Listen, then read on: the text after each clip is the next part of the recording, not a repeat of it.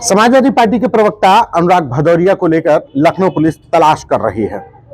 अनुराग भदौरिया के घर पर, जो इंदिरा नगर में उनका घर है, जो पता है, वहां पर हजरतगंज पुलिस ने नोटिस चस्पा किया है। हमारे साथ बात करने के लिए सुशीला सरोज हैं, पूर्व सांसद हैं, समाजवादी पार्टी की नेता रही हैं और अनुराग भदौरिया की रिश्ते में सास लगती हैं। सुशीला जी, कल पुलिस आई, आपके घर पर नोटिस चस्पा की गई है, क्या है ये मामला? देखिए, मुझे मालूम नहीं था कि ये पुलिस यहाँ पर आई है।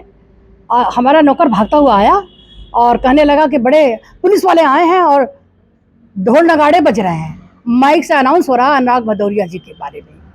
तब भी हम बाहर नहीं निकले।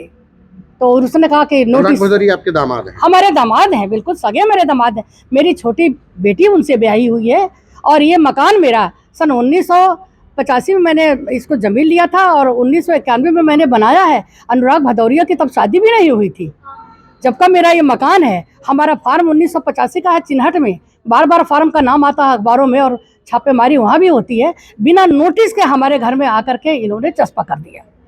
अब आप ये बताइए कि इस तरह से एक डिबेट में अनुराग भदौरिया जी वहाँ पर थे, मैंने सुना नहीं, लेकिन हमारे घर में 13 तारीख को जब FIR हुई तो 14 तारीख को पुलिस हमारे घर में भी आ गई। 12 लोग यहाँ पर 12 लोग आए, 10 तो गेट पर खड़े रहे, 2 लोग अंदर चले गए।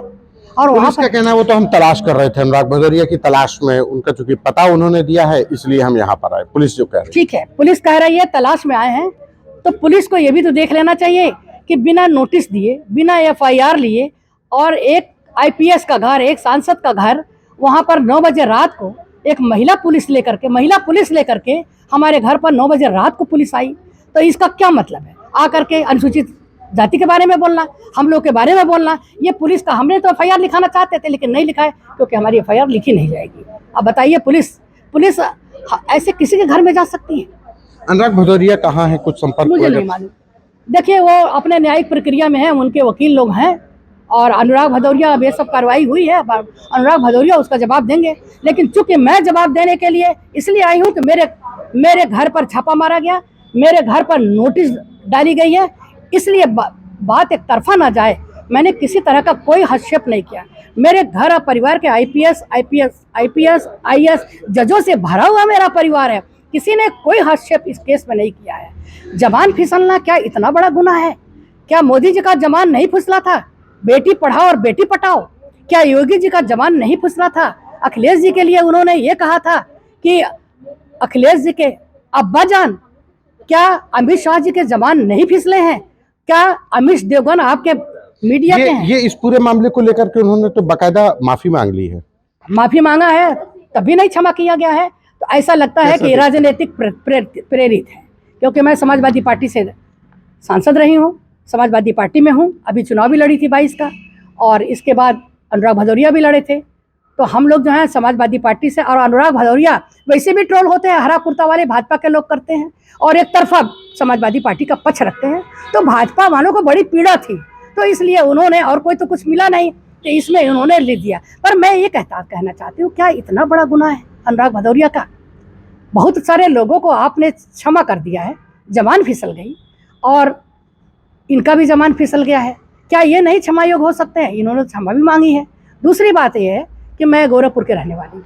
योगी जी का मठ जहाँ से 14 किलोमीटर का पर हमारा घर है। मेरे पिताजी सांसद भी रहे, विधायक भी रहे हैं और वहाँ पर पूर्वांचल में लोग इसी तरह का नाम लेते हैं। मैं वो नाम नहीं लूँगी, हो सकता है मेरे खिलाफ भी वही आ जाए। पर आप देखिए, नॉमिनेशन भी देख लीजिए, नॉमिनेशन में भी तो क्या भरा है इन्होंने।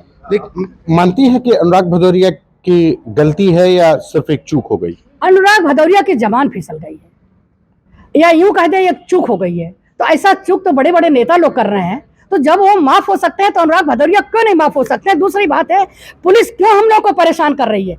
पुलिस इसलिए परेशान कर रही है क्योंकि हम लोग समाजवादी पार्टी के लोग हैं और समाजवादी पार्टी का भी चुनाव हुआ है, मैनपुरी में चुनाव हुआ है। और आपने ये नहीं देखा आजमगढ़ में क्या हुआ? क्या उनकी क्या इतनी बड़ी गलती है कि उनकी आजम खान जी के वोट देने का अधिकार छीन लिया जाए? इस तरह से तो लगता है कि उनका नागरिकता छीन ली गई है। इस तरह की बातें हो रही हैं। ये सुशीला सरोज हैं, जिनका कहना है कि पुलिस ने जिस तरीके की कार्रवाई की है वो पक्षपातपूर्ण है। अनुराग भदौरिया ने जानबूझकर कोई गलती नहीं की है, वो एक चूक हो सकती है जिसको क्षमा जरूर किया जाना चाहिए।